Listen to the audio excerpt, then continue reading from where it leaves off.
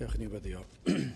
Diolch yn y ti o ddew unwaith eto am gyfle arall i ddod yma i daddoli di ac yn gweddio ar ei ti nerthu ni i helpu ni yn ein gwendid i ddyrchafu enw dy fab yr arglwydd Iesu Grist. Tywallt dy lan ysbryd arno, mynd i'n gofyn hyn ôl trwy enw ac eiddiant i'n harglwydd Iesu Grist. Amen. Dewch ni ddechrau gwasanaeth trwy ganu'r emyn rhif 39. Emyn rhif 39. Ynot arglwydd gorfoleddwn yn dy gariad llawen hawn. Cariad erys fydd heb ballu iaith yn honnau fydd yn llawn. Brenin ef a dear lawr, molwn byth dy enw mawr. 39 gen i sefyll i'w chanu.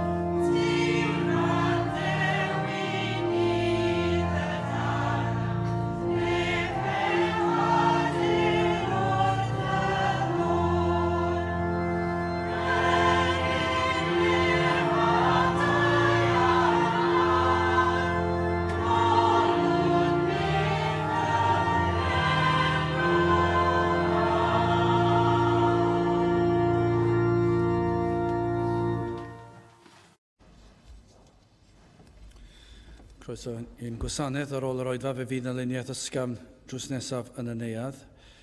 Fydd yn cwrgweddi misol sy'n cael ei chynnal ar y drydydd nos Iau o bob mis sy'n cael ei chynnal nos Iau yma, Awst 21, felly nos Iau am hanner awr wedi 7 drws nesaf yn y neuadd.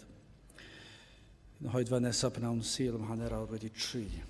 Wrth i ni gymryd y casgliad, gen i ganu tra'r un hystedd emyn rhif 449 o ddymder llygredigaeth di rwyf yn cyfodi llef drwy garog arglwydd cliw fy nghri am gweddi yn y nef. 449. Amen.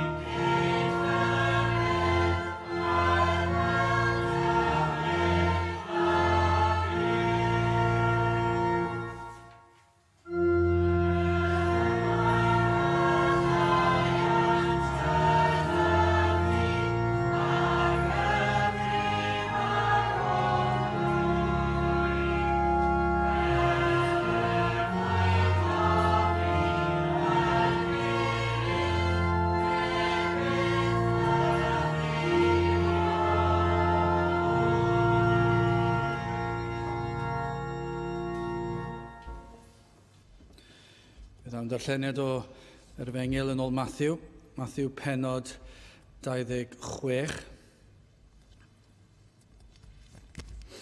Matthew penod 26, ac yna dechrau darllen yn adnod 36. Felly Matthew 26 yn darllen o adnod 36. Yna daeth yr Iesu gyda hwynt I fan a elwyd Gethsemane ac a ddywedodd wrth ei ddisgyblion, eisteddwch yma tra elwyf a gweddio acw. Ac y fe a gymerth Pedr a 2 fab Zebedeus ac a ddechreuodd dristau ac ymofidio. Yna fe ddywedodd wrthynt, trist iawn yw fy enaid hyd angau. Arhoswch yma a gwyliwch gyda mi. Ac wedi iddo fyned ychydig ymlaen I fe asyrthiodd ar ei wyneb gan weddio a dywedyd, fy nhad os yw bosibl aid y cwpan hwn heibio oddi wrthyf, eto nid fel yr ydw I fi yn ewyllysio, ond fel yr ydw I ti. Ac fe a ddaeth at y disgyblion ac ei cafodd hwy yn cysgu ac y ddywedodd wrth Pedr, felly oni allech wi wyliad 1 awr gyda mi.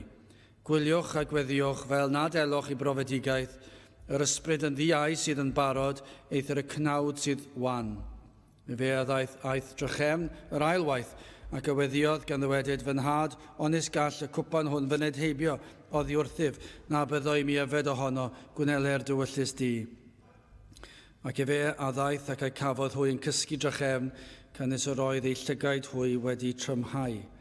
Ac fe ei gadawodd hwynt ac a aeth ymaith drychem ac a weddiodd y drydedd waith gan ddywedyd yr un geiriau. Yna daeth fe at ei ddisgyblion ac a ddywedodd wrthynt, cysgwch bellach a gorffwyswch, wele y mae'r awr wedi nesau a mab y dyn a droddodir I ddwylo pechaduriaid. Codwch awn, wele nesaodd yr hwn sydd yn fy mradychu. Bydde bendith Duw ar iair sanctaidd. Gwydewch ni nawr droi at ein harglwydd mewn gweddi. Diolch I ti unwaith eto, Dduw, am gyfle arall I ddod I di ac cyfle arall I alw ar dy enw ac I ganu dy glodydd, I ddarllen dy air ac I wrando ar ffordd iachawdwriaeth ac I ni yn ddiolchgar I ti am y rhyddid sydd gennym yn ein gwlad ni ac am y cyfleoedd sydd i'w gael I wrando ar dy air di ac o Dduw I ni yn gweddio a byddwn ni yn parhau I fwynhau y rhyddid hwn ac yn gweddio Dduw y bydd na fendith ar y rhyddid hwn hefyd. Ar hyd a lled o wlad I ni yn gweddio Dduw y byddwn ni yn cael gweld pan y mae dy air yn cael ei ffrigethu yn ffyddlon y bydd na fendith ar y gair hwnnw. Ni'n gweddio heddiw pan y bydd dyweision yn darllen dy air ac yn cyhoeddi ar Efengyl. Ni yn gofyn I ti pa le bynnag ymaint ar I ti ei bendithio nhw hefyd ac y bydd na bresenoldeb o ddifri ymhlith y dy bobl. I ni yn gweddio am hynny heddiw, I ni yn gofyn I ti fod yma gyda ni. I ni yn gofyn I ni fod yn ymwybodol dy fod yma gyda ni. Bob yr un ohonom o Dduw, ym mha bynnag cyflwr y bydd ein heneidiau, I ni yn gweddio Dduw y bydd na ymwybyddiaeth, bod yna rhywbeth arbennig i'w brofi yma yn ein plith ni. Ac o Dduw nad efallai bydd rhai'n gallu egluro yr ymwybyddiaeth hynny. Yn gweddio Dduw y bydd yn ddigon I beri i'r enaid I geisio ac I chwilio am fwy ac y byddant yn dod o hyd i'r heddwch sydd i'w gael yn yr arglwydd Iesu Grist. I ni yn gofyn felly o Dduw ar I ni bob yr un I deimlo dy agosatrwydd atom ni yma y bydde di yn ein nerthu ni yn ein haddoliad. I ni yn gofyn o Dduw wrth I ni I ddod yma I ddyrchafu dy enw di. I ni yn gofyn I ti'n helpu ni yn hyn. Maddau ni o Dduw mor aml efallai bod ein cyrff yn flinedig neu yn wan. Ac felly o Dduw nad ydyn ni yn teimlo'n gorfforol ein bod yn gallu rhoi'r holl nerth sydd yn ddyledus I ti yn ein haddoliad. Ond felly o Dduw I ni yn gofyn I ti nerthu ni ym mhob ystyr y gair, yn gorfforol, yn feddyliol, yn ysbrydol, byddwn ni yn rhoi ein holl nerth I ddyrchafu dy enw di. Ac felly o Dduw, I ni yn gweddio ar ei ti'n helpu ni yn hyn o beth, a byddwn ni'n gwybod dy fod I yn agos atom yn ein haddoliad. I ni yn gweddio o Dduw ar ei ti agor llygaid hyd yn oed y prynhawn hwn. Y bydd na llygaid y dall yn cael ei hagor am y tro cyntaf, ac y byddant yn cael golwg o'r newydd o'r arglwydd Iesu Grist a'i groes. O felly o Dduw, trigger hawr thyn gwlad, ni yn gofyn i ti i dychwelyd unwaith eto un gwlad. Yn diolch i ti o Dduw am dy drigareddau dros sawl blwyddyn, dros sawl canrif hyd yn oed. Ond o Dduw dros y blynyddoedd diwetha, ein bod wedi gweld ein gwlad yn troi chefn yn llwyr oddi wrth i ti. Ac felly yn gofyn i ti i faddau i ni am hyn, ac i ti ddychwelyd unwaith eto un plith. Ac y byddwn unwaith eto cael gweld ein bod fel cenedl yn genedl fydd yn dy osod di yn ben ac yn ceisio dy wyneb di ac yn dy addoli di. Felly bendithio'n hamser, diogelan hamser cadw ar un drwg i ffwrdd. Nertha ni felly ym mhob rhan o'r oedfa ac y bydd enw di yn cael ei ddyrchafu goriwch pob enw arall. Ter felly ni'n gofyn hwn oll trwy enw ac heiddiant ein harglwydd Iesu Grist. Amen.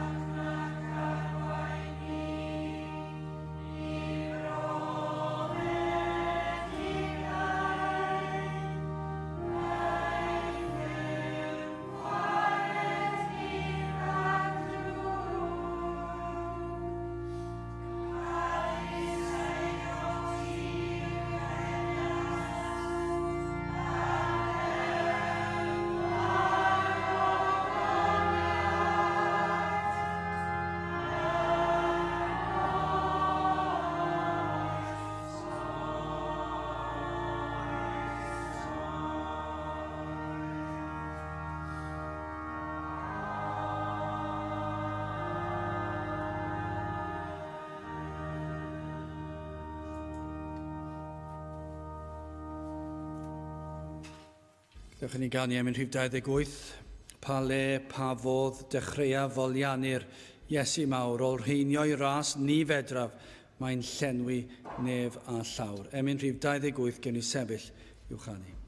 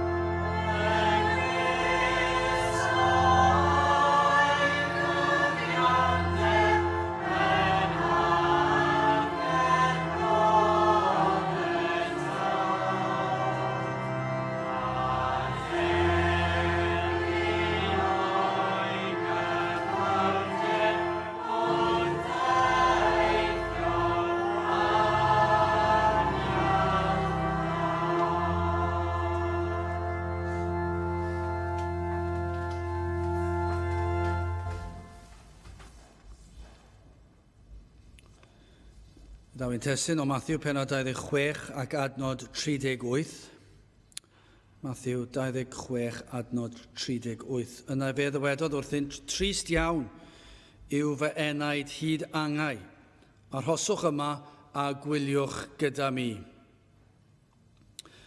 Nawr, roedd Christ yn mynychu'r gardd Gethsemane ac yn ôl pob sôn, bydde fe siwr fod wedi mynychu fan honno'n aml, tebygol i fod yn adnabod y perchenog, ac yr oedd yn fan tawel, yn fan heddychlon, lle gellir mynd i ffwrdd o sŵn a bwrlwm y bobl, ac felly man lle gellir gorffwys a mwynhau. Man lle bydde wedi gallu gweddio. Nawr mae Gethsemane yn golygu melyn ar gyfer, yr enw'n golygu melyn ar gyfer ffrwyth yr olewyddau, ac yn fan lle gwesgur y ffrwyth o'r olewyddau. Adnod 36, yna daeth yr Iesu gyda hwynt i fan elwyd Gethsemane, ac ddywedod wrth ei ddisgyblion, eisteddwch yma tra elwyf a gweddio acw. Ac felly roedd yn lle plesurus iddo fe fod, oedd yn lle roedd yn hoffi bod, lle braf i fod, lle chi ddychmygu'r tymheredd yn rhywbeth cysurus iawn, braf iawn, y ffrwyth yma'n tyfu, ac felly yn le arbennig. Ond yma, roedd wedi mynd gyda'i ddisgyblion, ond doedd Judas ddim gyda nhw. Felly, 11 o'i ddisgyblion oedd gyda ge. Pinnau bod hwnna'n un o'r rhesymau, falle, siwr o fod, byddwn ni'n cyffwrdd arno mewn ychydig, yr oedd na dristwch wedi dod dros Christ, un o'i plith, ddim yno gyda ge.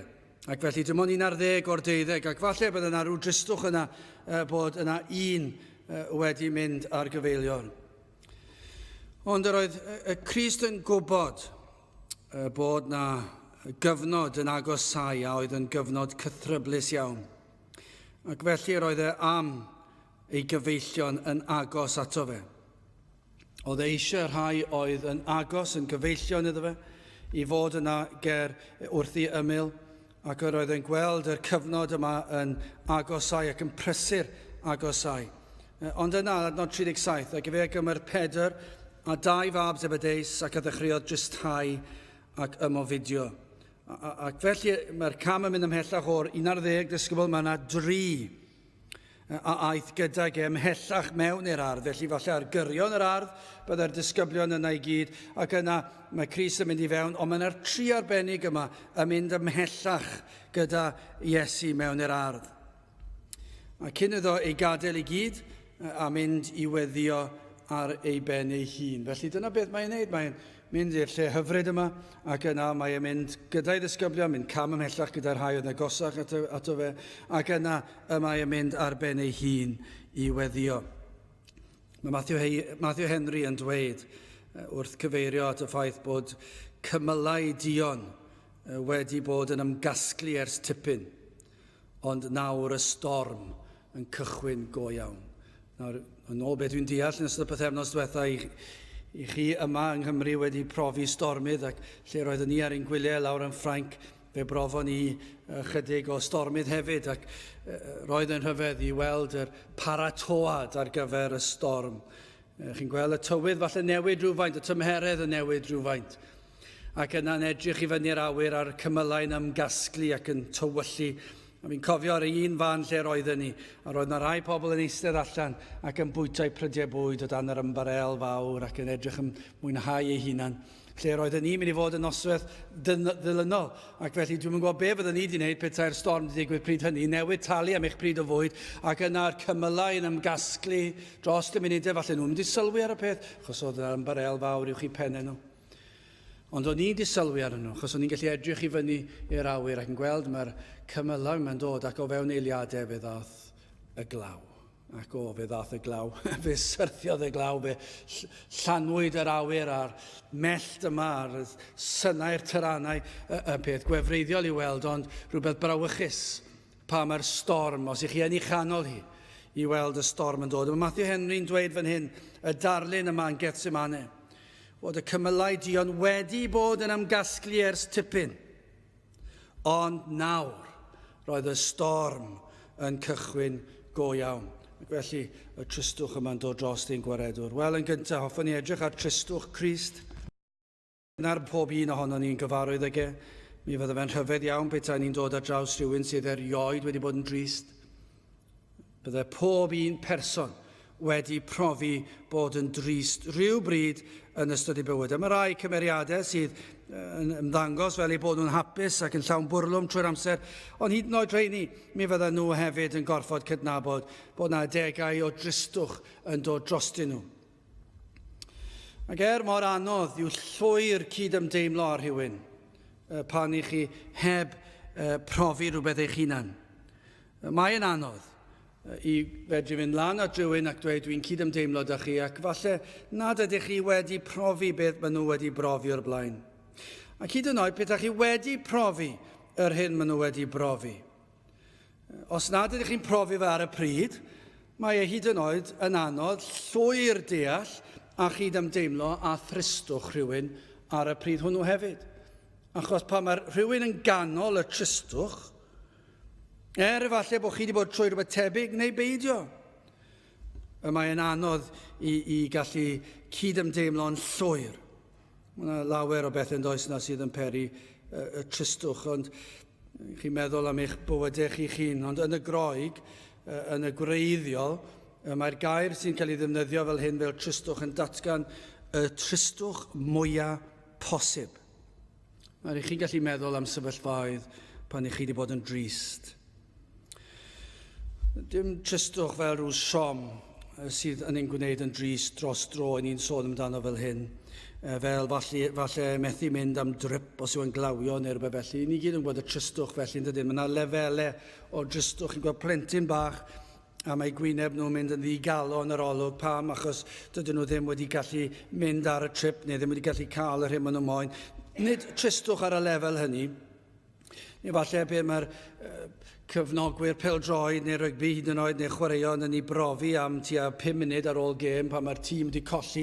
Mae yna rhyw dristwch a chi'n gweld nhw wedi cwpan y byd, ond ni'n weld y llawer yn dod ni ar y sgrin teledu, chi'n gweld y tîm a chi'n gweld falle rhyw disgwyliadau mawr gan ambell i dîm ac yna yn gweld yr eiliadau yn agosau pan oedd y chwiban ola yn cael ei chwythu ac o'ch chi'n gweld pictiwr o dristwch ar ei gwynebau nhw.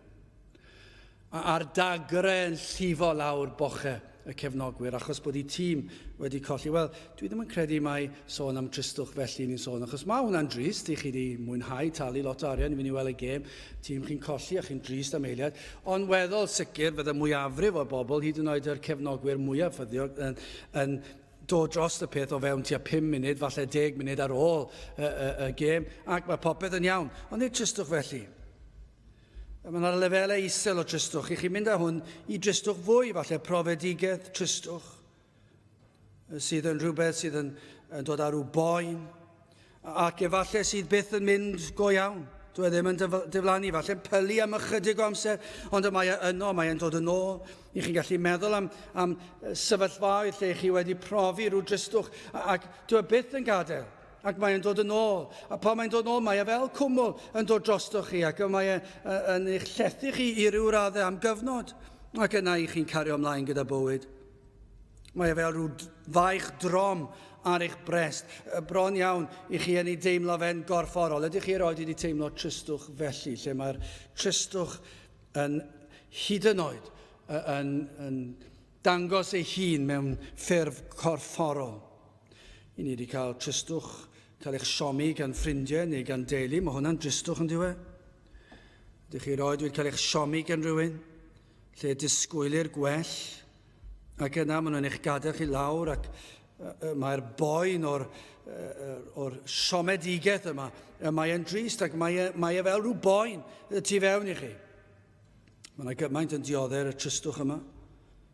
Ambell waith gall y tristwch yma fod yn fwy na phrofedigaeth ei hun pa mae rhywun yn eich gwrthod. Ydy hwnna'n bosib? Ydy hwnna'n bosib dweud bod rhywbeth yn fwy na phrofedigaeth? Wel, falle ddim, falle bod e. Pa mae yna rhywun yn eich gwrthod chi, rhywun byddech chi wedi dibynnu arnyn nhw, ond nid yw'n gwlad ni wedi profi, ac dyma beth sy'n gyffredin ar hyd a lled o wlad, lle mae gymaint o gwir a gwragedd, ac mae un yn penderfynu gwrthod y llall, ac yna beth sy'n digwydd, mae'r tristwch yna, hyd yn oed yn fwy dwys ar y degau na profedigedd ei hun, lle maen nhw wedi dewis cerdded allan a gadael y teulu cyfan. Llawer wedi gwneud hynny yn does.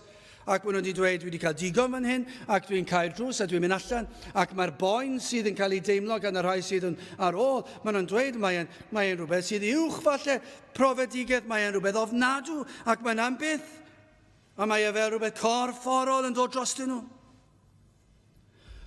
Ond does dim un o'r rhain yn ffitio'r disgrifiad y gwreiddiol a ddefnyddir, achos y gwreiddiol am y trystwch yma yw'r trystwch mwyaf sy'n bosib. Bod Iesu Grist wedi profi y trystwch mwyaf posib. Does neb wedi teimlo y fath trystwch a wnaeth Iesu Grist. Dyna be mae'n dweud wrthyn ni, ac mae hwnna'n neud synwyr yn diwedd. Yna fe ddywedodd wrthynt yn adnod 38, trist iawn yw fy enaid hyd angau. Dyna'r boen, mae ei hyd angau. Dyna pa mor trist oedd Iesu Grist. Arhoswch yma, a gwyliwch gyda mi. Dyna be mae'n dweud wrth y disgyblion oedd gyda fe. Arhoswch gyda fi. Dwi mor drist, mae'r trystwch mor boenus, mae ei hyd angau hyd yn oed. Nawr beth achosodd i Iesu Grist bod mor drist? Nawr wrth gofio, mae Duw oedd Iesu Grist. A bod Iesu Grist felly yn holl alluog. Yr oedd e'n gwybod pob dim, ac yr oedd e'n gwybod am y gorffennol, yr oedd e'n gwybod am y presennol, ac yr oedd e hefyd yn gwybod am y dyfodol. A bydda hyd yn oed yn gwybod am yr holl bethau oedd wedi digwydd i'r disgyblion, cyn, nawr ac i ddod, oedd e'n gwybod y cyfan. Bydda e'n gwybod am yr hyn oedd Judas ar fi'n i wneud, oedd e ddim yna gyda nhw. Dyna chi dristwch yr oedd Crist ni dim. Roedd yna 12 fod yna. Oedd yna 12 fod yna. 12 disgybl. Ond 11 oedd yna. Roedd yna un ddim yno. Pwy oedd yr un yma? Judas. Ond oedd Iesu Grist yn gwybod hynny. Ond oedd e'n gwybod beth oedd ar fi'n wneud hefyd. Llenwch yn bellach ymlaen ac fe welwch chi. Yr oedd e'n gwybod beth oedd Judas ar fi'n wneud. Felly yn yr ardd, yng Ngethsemane, dyna ble roedd e, ac yr oedd e'n gwybod am y cyfan, oedd e'n mynd i wynebu, ond oedd e'n gwybod am beth oedd e'n mynd i ddigwydd, ar fi'n ddigwydd, oedd e'n gwybod pam doedd dim 12 yno, oedd e'n gwybod beth oedd e'n nghalon Judas, roedd e'n gwybod bod e'n mynd i wneud y pethau erchyll yma.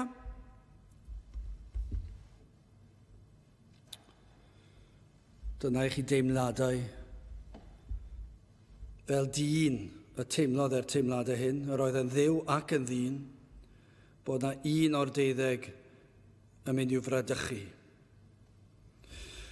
Ond fe wel Crist hefyd difrifoldeb hyn, fe wel ei galon ar hyn ddylse ei galon e fod. Yr oedd Crist yn gweld beth oedd cymhelliad ei galon, oedd e'n gwybod y cyfan. Oedd e'n gwybod difrifoldeb y sefyllfa oedd yng nghalon Judas, oedd e'n gwybod hynny. Oedd e'n gwybod e'n gweld yn union ffordd o Judas yn ei feddwl, oedd e'n deall pan pob gair bydd yn dod o'i enau, bydd e'n deall o ble, a'r casinau bydd e'n ei galon, a'r tywyllwch oedd e'n ei galon, oedd e'n gweld y cyfan, ac o'r tristwch roedd hwn yn peri i Iesu Grist ei hun. Pan cawn ni siom mewn cyfeillion, dydy'r holl wybodaeth ddim gennym ni. I chi roed cael eich siomi gan ffrind? Ac mae yna rhyw weithred wedi digwydd, ac i chi'n teimlo siomedigedd, ond chi'n gwybod beth, dwi ddim mor wael a gallai fod, achos chi ddim yn gweld eu calon nhw. Chi ddim yn gweld pam maen nhw wedi dweud y fath beth neu gwneud y fath beth. Chi ddim wedi gweld y misoedd blaenorol, sut yr oedden nhw'n teimlo, falle o chi'n meddwl bod nhw'n iawn gyda chi. Ond yna, y bradychu efallai, ond mae'r bradychiad ei hun yn erchyll, ond petai chi'n gwybod beth o tu ôl i'r peth, mi fydde fe lot yn wael. Ond nid felly Crist oedd e'n gweld y cyfan, oedd e'n gwybod y cyfan. Oedd e'n gwybod yn union beth oedd ar feddwl ac ar galon Judas. Dyna chi dristwch. Mi fydda fe hefyd yn yr ardd yn gwybod am Pedr yn ei wadi. Adnod 33 ymlaen a Phedr a tebodd ac a ddywedodd wrtho, pe rhwystryd pawb o'th blegyd i, eto ni'm rhwystrir i byth. Yr Iesu a ddywedodd wrtho, yn wir yr wyf yn dywedid i ti, mae'r nos hon, cyn canu o'r ceiliog, ymgwedi deir gwaith. Pedr a ddywedodd wrtho, pe gorfyddai mi farw gyda thi, nith wadaf ddim. Dychmygwch sut oedd Crist yn teimlo pryd ni. Pan yr oedd Pedr yn siarad mor hyderus. Pe rhwystrau'r pawb, oedd blegyd i eto ni'n rhwystrau'r i byth, fyddai'n ffyddlon trwydd i gyd. Ac felly, wrth clywed y geiriau yma, dyna chi dristwch wedi'r fath ddatganiad yn gwybod yr hyn oedd ar ddigwydd. Oedd e'n gwybod beth oedd yn mynd i ddigwydd i Pedr. Wel, mae'n proffwydo beth oedd Pedr yn mynd i wneud. Ond mae Crist hefyd yn gwybod y cyfan, yr holl ddarlun. Mae'n trist, mae galon yn doredig. Mae'r tristwch yma'n llethol dros enaid Crist. Pan mae'n meddwl am Judas yna, mae'n meddwl am Pedr. A mae'n un o'r tri gyda fe yn yr ardd. Ac mae'n meddwl am y tristwch mawr mae sy'n dod dros fe. Mi rwy ti a mynd i droi cefn arna fi.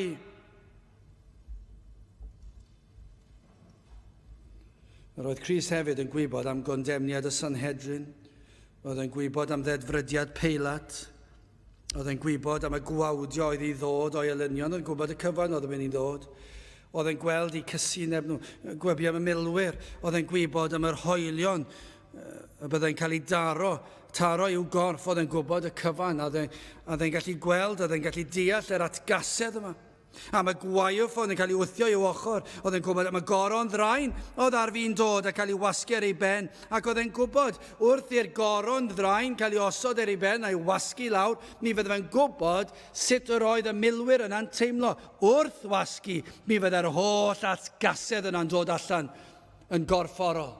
Wrth wythio'r gwaith o'n i fewn, nid mater o jyst taro'r gwaith o'n i fewn, mi fydd yna fwy na'r arferol fan hyn. Yr oedd Crist yn gwybod, yr oedd holl bwerau tywyllwch tu'n ôl y gwasgu a'r gwythio a'r hoelio. Mi roedd e'n gwybod y mae'r rhain yn fy nghasau i, ac maen nhw eisiau gweld fy mywyd yn dod i ben. Ac oedd e'n gweld yr holl tywyllwch pechod oedd yn eu cylonau nhw. Ac dyna chi yn yr ardd, oedd e'n gweld hyn ar fi'n dod. Roedd e hefyd yn drist o ran unigrwydd. Chi roed wedi bod yn unig. Chi roed wedi teimlo nad oes ganddoch chi neb. Falle mewn rhyw sefyllfa arbennig ac chi'n teimlo'n unig iawn. Llawer o bobl unig yn does na. Hyd yn oed mewn dinasoedd prysur fel hon. Pobl yn gallu fod yn unig iawn mewn dinas. Gymaint o bobl mor brysur, does dim amser gan neb i'r unrhyw un o'i cwmpas nhw. Ac felly neb gyda chi i siarad â chi ac i rannu eich pryderon ac mae'r unigrwydd yn llethol. Wel, yr oedd Crist yn gwybod yr unigrwydd oedd yn peri tristwch. Tair gwaith, gallech chi ddadle, y daeth at ei ddisgyblion y gofyn iddyn nhw wylio a gweddio gydag e. Ioan 6:6 o hynny allan llawer o'i ddisgyblion aethant yn ei hôl ac ni rodiasant mwyach gydag e. Edrychwn ni ar yr adnodau hynny chydig yn ôl. Llawer o'i ddisgyblion a aethant yn ei hôl ac ni rodiasant mwyach gydag e. Oedd e'n gwybod, oedd e wedi profi hyn yn barod, oedd e'n profi hyn yn yr ardd, ond oedd e wedi profi'n barod, ydych chi dweud, oedd e'n profi unigrwydd trwydd i draw. Roedd ei ddisgyblion ar fin i adael, Mathew 26:56, o hyn oll awneithbwyd fel y cyflawnyd yr ysgrythyrau'r proffwydi yn ar holl ddisgyblion a'i gadawsant ef ac a phoesant. Maen nhw wedi adael e. Ond allwch chi ddadle, roedd yr unigrwydd fwyaf yn ei wynebu. Mathew 27:46 ac ynghylch y 9 awr y llefodd yr Iesu a llef uchel gan ddywedyd, Eli, Eli, lama sabachthani. Hynny yw, fy niw, paham ymgadewais. Dyna chi tristwch. Yr oedd yr holl boen yma, tristwch yma'n dod drosto. Byddai'r tristwch arno o weld ein pechod. Nid un neu ddau o bechodau, ond ein holl bechodau roedd ni weld ei gyd yn agosau at yr digwyddiadau oedd ar fi'n dod ac y dechreuadau yma yn yr ardd yng Ngethsemane. Yr oedd y tristwch yma weld Judas a Pedr yn gwybod beth oedd y milwyr yn mynd i wneud ar arweinwyr y wlad. Roedd e'n gwybod y cyfan, oedd e'n gwybod beth oedd yn mynd i ddigwydd iddo ar y groes, ond oedd e hefyd yn teimlo tristwch o weld ein pechod. Roedd e'n ei gweld am yr hyn oedden nhw. Nid pechodau wedi gwisgo lan yn lliwgar, ond yr oedd e'n cael golwg, oedd gan fo olwg a'r bechod yn y ffordd gweitha posibl. Chylltra yr hyn ydynt. Yr oedd e'n gweld pob un pechod a byddai yn dioddau trostyn nhw ac yn cael ei gosbi oherwydd nhw. Ac oedd e'n gweld ei erchylltra yn ei llawn golwg. Ac yr oedd hyn yn peri Iesu Grist fod yn drist iawn. Tristwch oherwydd gwybod rhaid iddo ddioddef am hyn oll. Oedd e'n gwybod y byddai fe yn dioddef ac roedd e'n dechrau, roedd y cymylau yn agosau ac allir, fe Matthew Henry dweud, yr oedd y storm wedi dechrau. Yr oedd yr emosiynau yma, yr oedd cofiwch, yr oedd yn ddyn i'n cynrychioli ni, roedd hefyd yn ddiw ar ochr ddoi gyda'i gilydd, yr oedd yn profi'r emosiynau ni'n profi, ond yn ei llawnder. So os i ni'n sôn am dristwch, os ych chi'n meddwl bod chi wedi bod yn drist, ystyriwch tristwch Crist, ac yr oedd yn wirfoddol ac yn barod i rodio'r llwybr unig yma. Ac fe ddath ac fe rodiodd e'r llwybr yma. Ac yr oedd y cymylau yma wedi bod yn ymgasglu yn ystod ei weinidogaeth. Ond nawr bod yr storm ar fi'n cychwyn, fe ddath y tristwch yma drosto fe. Oedd e'n gwybod bod rhaid iddo fe rodio'r llwybr yma. Mwyn i gyfiawnder Duw y Tad cael ei fodloni, rhaid oedd iddo ddioddef yr unigrwydd yma. Rhaid oedd iddo fe. Oedd e'n gwybod bod rhaid iddo fe. Ac oedd e'n fodlon fe roddodd ei hun yn wirfoddol i ddod. Eseia 53:3.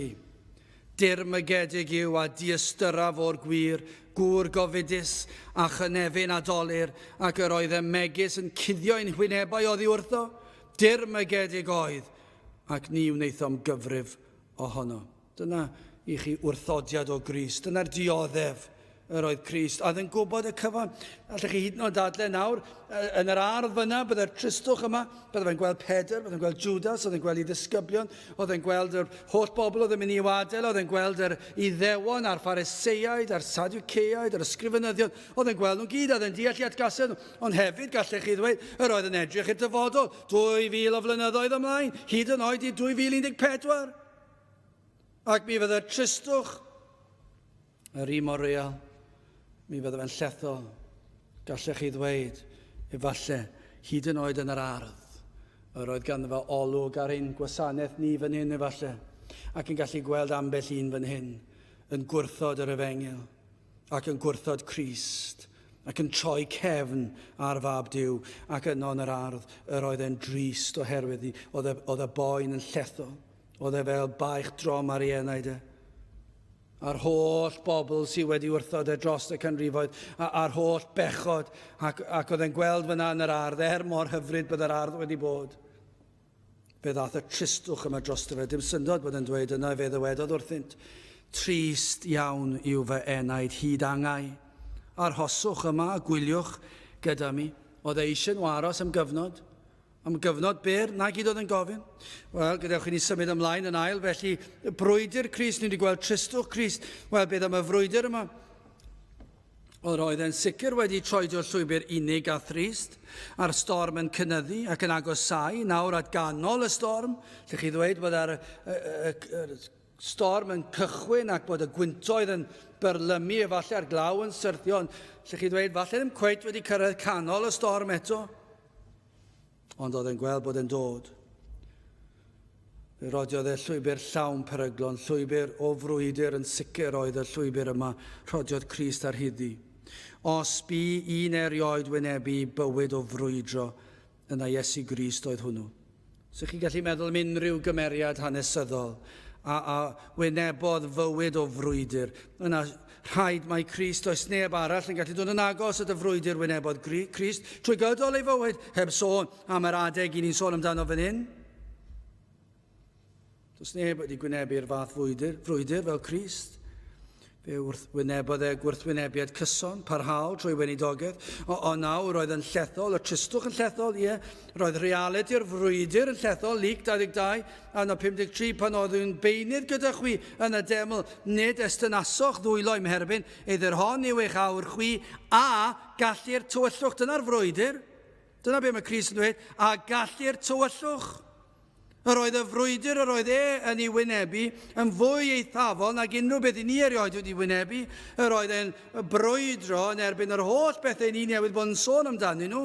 Rhywbeth nad ydyn ni'n gallu wir i ddeall, ni'n gallu deall rhywfaint, ond mae e'n llawer fwy dwfn nag unrhyw beth gallwn ni i ddeall, ond hefyd, yr oedd y frwydr, yr oedd yn erbyn gallu'r tywyllwch. Pa un ohono ni sy'n gallu ymgyffred hyn?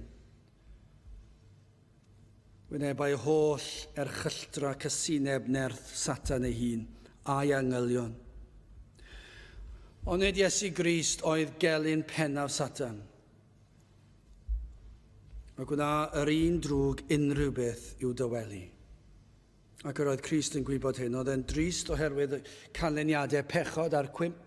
Oedd e'n drist oherwydd yr hyn oedd e'n gweld o'i gwmpas ac yn gwybod beth oedd e'n mynd i wynebu ar llwybr unig, ond nawr mae'n gweld y frwydr a mae'n gweld yr un drwg yn dod a'i angylion a'i picellau tanllyd ac yn dod i ymosod arno.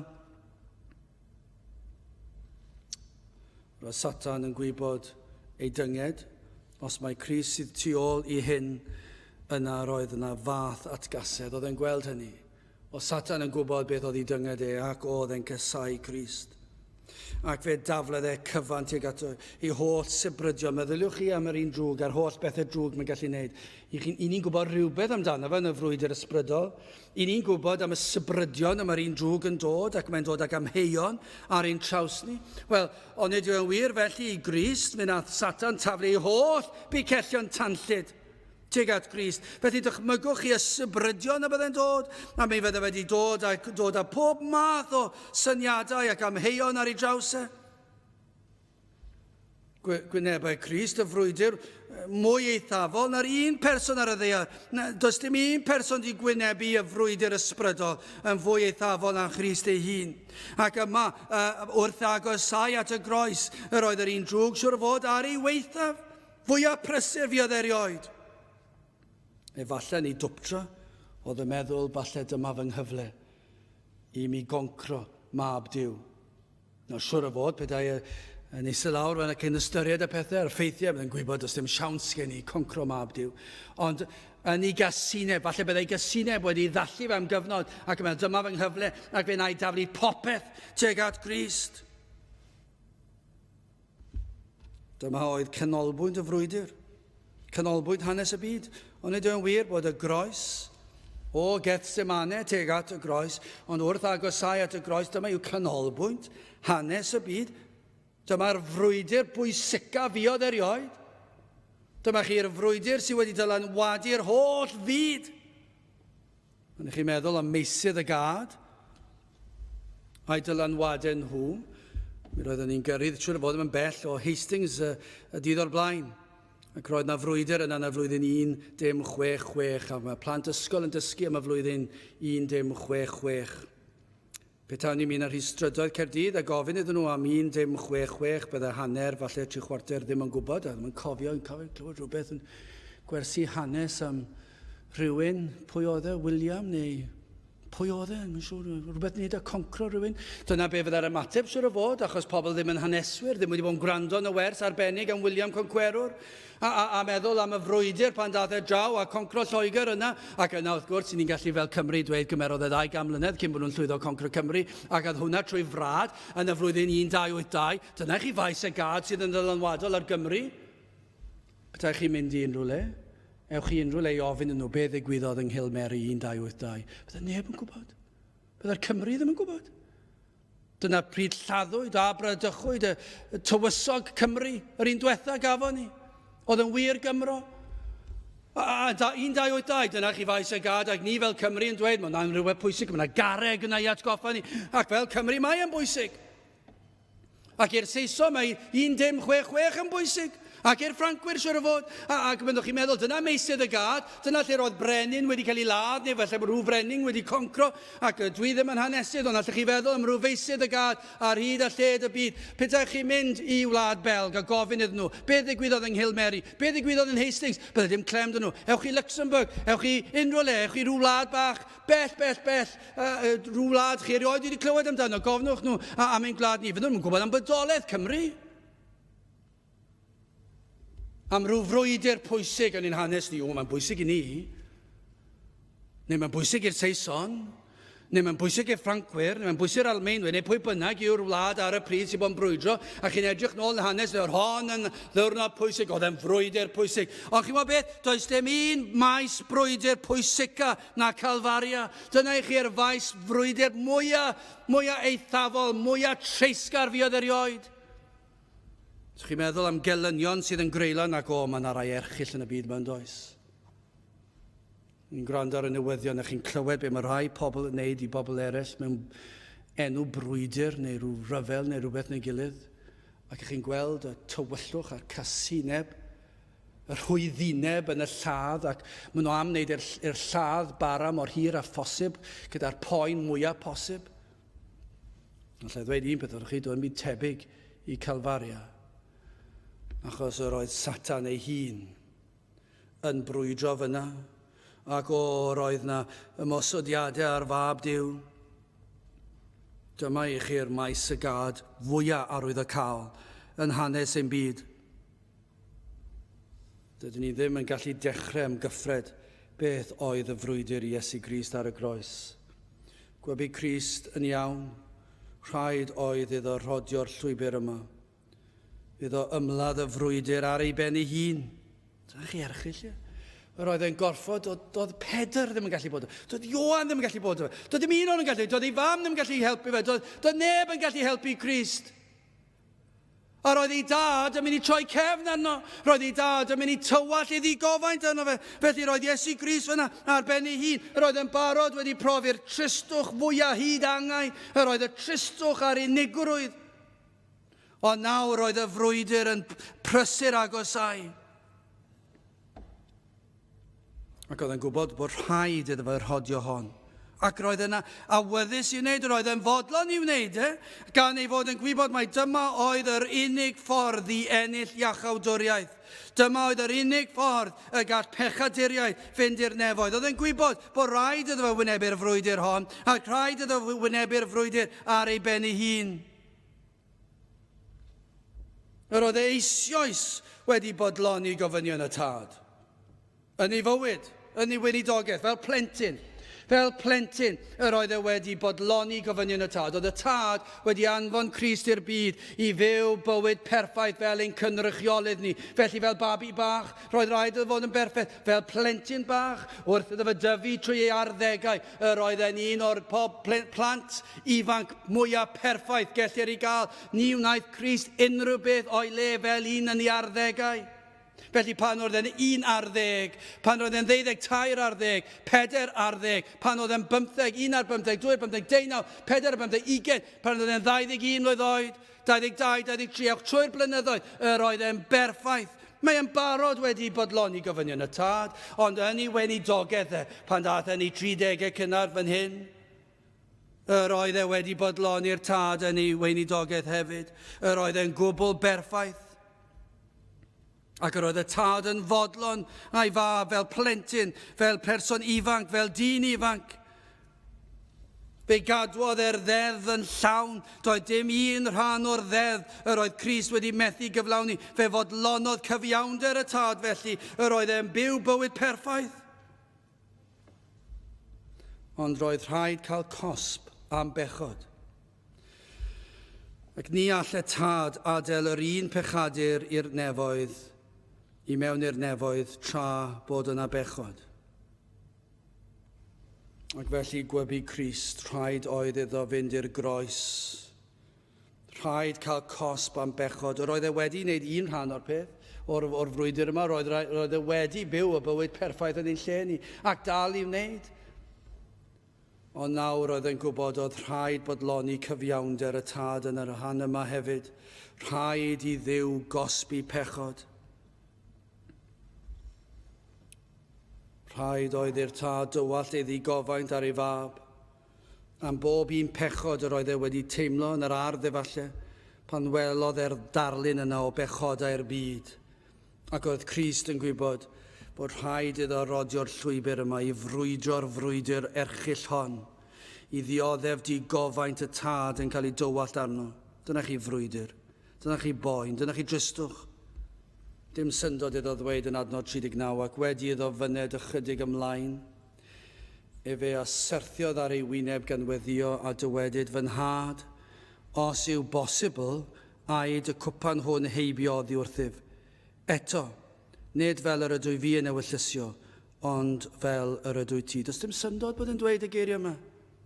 Dwi ddim yn cwestiynu'r tad, ond ych chi'n gweld dynoliaeth Crist yma ac erchylltra'r dioddef, ond hefyd ych chi'n gweld gostyngeidrwydd Crist yn plygu ewyllus y tad. Y mae Crist yn cydnabod difrifoldeb yr hyn y mae'n ei wynebu. Y mae'n erchyll, y mae'r unigrwydd, y mae'r tristwch, mae'n gweld pechod am beth yw e. Mae'n gweld y frwydr, mae'n gweld beth mae Satan yn mynd i daflu tuag ato. Mae'n gweld bod y tad yn mynd i troi cefn arno. Ac mae'n dweud, os gall y cwpan hwn fynd heibio, ond nid fel yr ydw fi yn ewyllysio, ond fel yr ydw ti. Mae'n ildio i ewyllus y tad. Mae'n disgrifio ei ddioddef fel yfed o gwpan, y ddiod chwerw yma. A mae'n gallu gweld gwaelod y gwpan. Mae'n gallu gweld yr holl ddioddef oedd o'i flaen. Gwybi fod yr eiliad pan y bydd y tad yn troi cefn arno yn agosau. Yr eiliad honno trefnwyd ymhell yn rhagwyddoldeb. Oedd yn gwybod o hwn wedi cael ei trefnu, ond bod yr eiliad yna'n dod, yr holl storm yma'n byrlymu fyny at y pwynt y bydd ar y groes, ac yna bydd yr tad yn ei tywallt ei ddigofaint am bechod â'r byd, bod yr amser yna yn dod. Fel mae'r ymunydd yn dweud, cyn llunio'r byd, cyn lledu'r nefoedd wen, cyn gosod hael, na lloer na ser uwchben, fe drefnwyd ffordd yng nghyngor 3-1 i achub gwael golledig eog ddyn. Mae'n gweld bod yr amser yn dod, a dyna'r tristwch, dyna'r boen, dyna'r frwydr. Mae'n gwybod bod yn dod, mae'n rhagwyddoldeb, fe trefnwyd hyn, cyn llunio'r byd, cyn gosod yr hael yn ei le, cyn gosod y lloer yn ei le, cyn gosod y ser uwchben, fe drefnodd y cyngor yma, y 3-1, y tad, y mab a'r ysbryd glân, ffordd i achub gwael golledig eog ddyn. Ac mae'r amser wedi dod, ac mae'n drist, ac mae'r frwydig, ac mae'r llwybr yn unig, ond mae'n agosau, mae'n gwybod awyr awr, pan bydd y tad yn rhoi ein pechodau ni arno ef, mae'n gwybod y bydd ein pechodau ni yn cael ei osod ar y mab. Dyna chi faich, dyna chi frynt ni. Meddyliwch chi am yr holl frynt ni hynny yn cael ei osod ar y mab.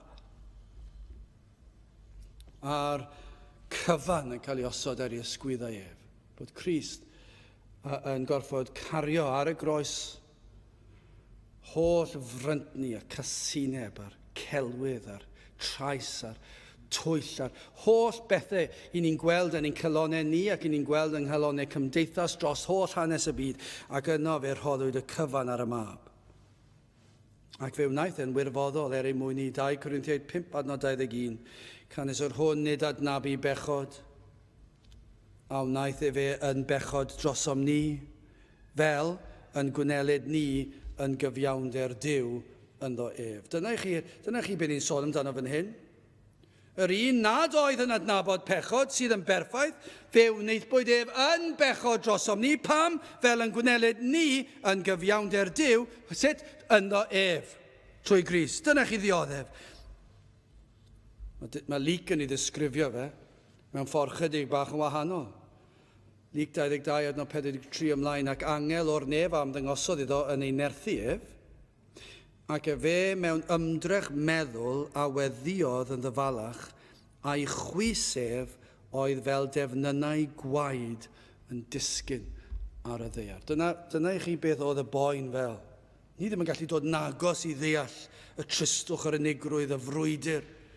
Yr oedd Crist yn ei wynebu, ond yr oedd na defnynnau gwaed, fel defnynnau gwaed yn disgyn ar y ddaear, fel chwys.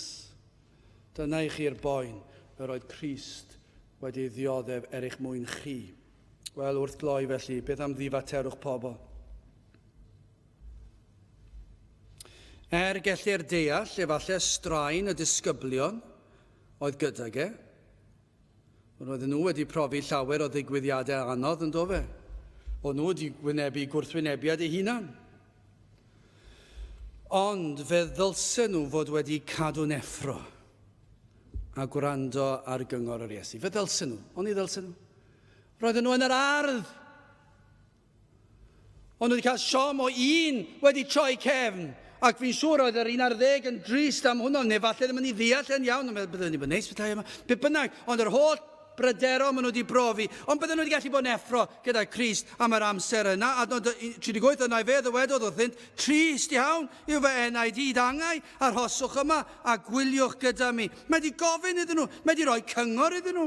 Chi'n gwybod fan hyn, mae Crist yn dweud popeth bod yna reswm dros be mae Crist yn ei ddweud. Dwi ddim yn gofyn llawer wrth ystyried yr hyn oedd ar fi'n ei wneud drostyn nhw. Mae'n mynd i farw drostyn nhw. Mae'n gofyn, jyst aroswch yn effro gyda fi. A 40 ac fe a ddaeth at y disgyblion ac a'i cafodd hwy yn cysgu.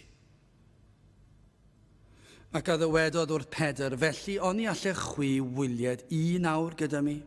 Gwyliwch a gweddiwch, fel nad elwch i brofedigaeth. Yr ysbryd yn ddiau sydd yn barod, eithir y cnawd sydd wan. Fe aeth yn ôl i weddio 2 gwaith bob tro yr disgyblion yn cysgu. Fe ofynodd iddynt wylio a gweddio. Pam ofynodd iddyn nhw weddio a gwylio gyda fe? Mai dynion oeddynt, roedden nhw yn gwmniaeth iddo fe. Roedden nhw'n gwmni iddo fe. Roedd ei angen cwmni. Ond dywed hefyd yw cadw rhag temtasiwn. Dyna pam. Roedd Iesu Grist yn meddwl amdanyn nhw. Mae yna ran ohono fe, roedd eisiau cwmniaeth. Y rhai oedd yn agos ato fe. Ond y prif reswm, allech chi ddweud yw hyn, roedd e hyd yn oed yn y tristwch a'r boen yn meddwl amdanyn nhw. I'ch cadw rhag syrthio, fel nad elwch i brofedigaeth, rhag eich temtio. Roedd Iesu Grist yn gwybod am y frwydr a'r temtasiwn a'r ymosodiadau. Felly eich lles chi hefyd, byddwch barod, y mae yn mynd i fod yn frwydr i chi fel fy nisgyblion ni.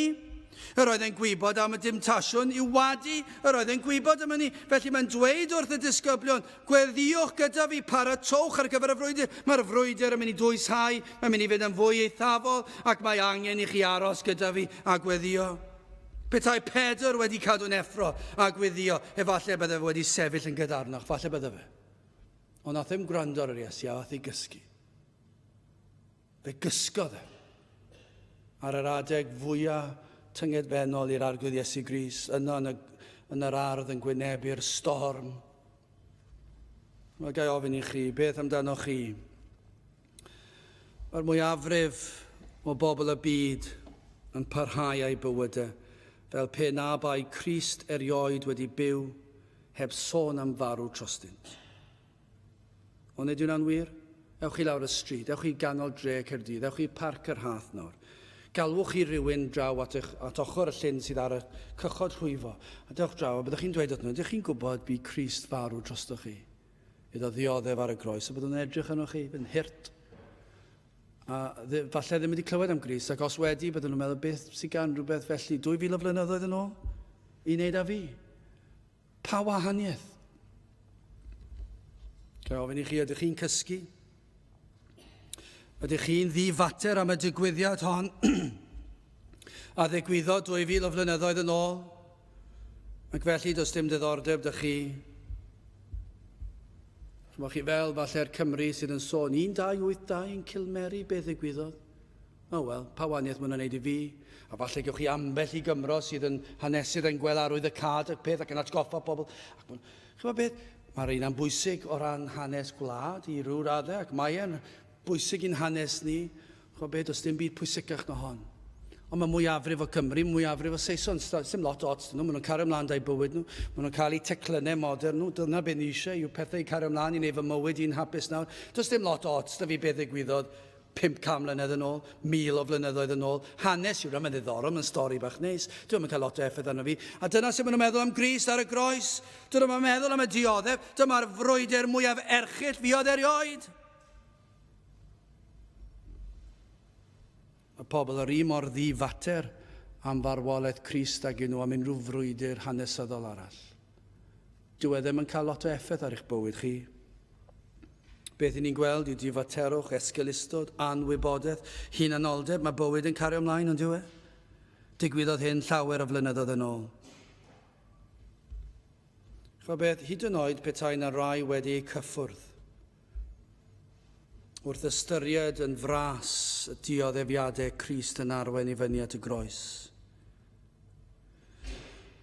Be sydd fwyaf tebygol yw yr eiliad i'r oedfa orffen, fe fyddwch chi fel pawb arall yn cario ymlaen. Yn cofio hanes gwragedd Jerusalem, yr holl wylo, ond siwr o fod y bore tranoeth fe gario nhw ymlaen i paratoi brecwast, golchi'r dillad, clirio'r tŷ, paratoi swper, rhoi'r plant yn y gwely, deffro bore nesaf, cael brecwast, clirio'r tŷ, golchi'r dillad, a dyna be fydden nhw'n wneud. Ond nid dyna be fydden nhw'n rhaid yn wylo wrth ymyl y groes, bydden nhw wedi cario ymlaen â'i bywydau, achos does dim sôn am rheini yn dod at yr Iesu mewn unrhyw ffordd wedi feirwch. Dyma i chi ddigwyddiad mwyaf pwysicaf hanes y byd. Dyma i chi'r digwyddiad fwyaf rhyfeddol sydd erioed wedi digwydd, sydd wedi trawsnewid y byd, sydd yr un mor berthnasol heddiw ag yr oedd e pan ddigwyddodd e, fe ddaeth e disgyblion i gredu i fod yn blant i Dduw yn yr un ffordd, ac y mae rhai yma wedi dod. Sef dod at y groes. Dyma'r unig ffordd o dderbyn iachawdwriaeth. Y digwyddiad yma pan fu Crist farw ar y groes, ac felly dros y canrifoedd, y mae pobl wedi clywed am Iesu Crist, ac wedi clywed bod Duw wedi anfon e'r byd, oherwydd ein pechod ni, ac fod Crist wedi cymryd ein cosb ni arno fe ei hun, ac i'r sawl a ddaw at o ef yn edifarhau am ei pechod, cyffesu pechod, a galw arno fe a chredu fod e wedi cymryd eich cosb chi. Dyna'r ffordd iachawdwriaeth. Dyna'r ffordd sydd wedi bod erioed. Felly dewch at Crist, yr un dioddefodd hyn oll yn eich lle chi, fel y gallech chi gael bywyd trygwyddol. Gai ofyn i chi ydych chi dal yn cysgu? Mae gofynnwch i Dduw eich deffro, i agor eich llygaid, eich enaid i weld yr hyn a wnaeth Crist drostoch chi. Pwyswch arno ef, derbyniwch y maddeuant sydd i'w gael. Peidiwch â bod fel y mwyafrif sydd yn esgeluso eu heneidiau, sydd yn anwybyddu y ffeithiau, sydd yn troi cefn ar ddigwyddiad yn dweud digwyddodd yna sawl blwyddyn yn ôl. Ddim yn sylweddoli bod digwyddiadau hanesyddol yn cael effaith ar ein byd ni. Ond fi oedd y digwyddiad hanesyddol hon yn cael mwy o ddylanwad ar y byd nag unrhyw faes frwydr arall. Yma enillodd Crist ein iachawdwriaeth ni. Fe enillodd Crist y frwydr hon. Yna ar y groes. Fe enillodd Crist y frwydr. Fe tywallodd y tad i ddigofaint ar ei fab. Fe gymerodd e'r gosb am bob un ohono ni. Fe nath Satan taflu holl bicellau tanllyd tuag ato. Fe nath yr holl ddioddef yma yn ein lle ni, ac yna fi oedd e farw. A chi'n gwybod beth, ar y trydydd dydd atgyfododd e o'r bedd. Ac fe ddangosodd bod e wedi ennill y frwydr yn ein lle ni. Bod e wedi concro Satan. Bod e wedi concro pechod, wedi concro uffern, concro'r bedd, wedi concro'r cyfan pan atgyfododd e'r trydydd dydd yn fuddugoliaethus. Fe ddangosodd e bod e wedi ennill y frwydr, ond dyna i chi frwydr. Mae gael ofyn i chi beth awnewch chi felly. Dych chi'n mynd i fynd gatre ac anwybyddu'r cyfan a dweud, wel, digwyddodd hwnna 2000 o flynyddoedd yn ôl. Dwi ddim yn mynd i gael lot o effaith ar fy mywyd i. Neu newch chi ildio nawr a sylweddoli arwydd y cad holl bwysig y digwyddiad rhyfedd yma. Fe ddioddefodd Crist hyn oll drosom ni. Yna fe a ddywedodd wrthynt, trist iawn yw fy enaid hyd angau a'r hoswch yma a gwyliwch gyda mi. Gadewch i ni fyddio. O Dduw, i ni yn diolch i ti am dy drigaredd. I ni yn diolch i ti am yr ffordd iachawdwriaeth gafodd ei gynllunio ymhell cyn seilio'r byd yma. Ac felly o Dduw, i ni yn diolch i ti am ei fuddod ac am ddarostyngiad y fab yn dod i'r byd ac iddo ddioddef yn ein lle. I ni yn gweddio felly bydd yna rai yn dod at y groes, at y man lle bu Crist farw, ac y byddant yn edifarhau o'i pechod ac yn derbyn yr hodd o ffydd i gredu a phwyso ar yr Iesu yn llwyr. Tyd gweithio ni'n plith, i ni'n gofyn hyn oll trwy enw y ceiddiant i'n hargwyd Iesu Grist. Amen. Dewch ni orffen i'n gwasanaeth trwy gannu'r emyn rhif 370, 370, caned nef a dear lawr, fe gad ffynon, iolchi pechaduriaid mawr yn glau'r wynion. 370, gewn ni sefyll i'w chanu.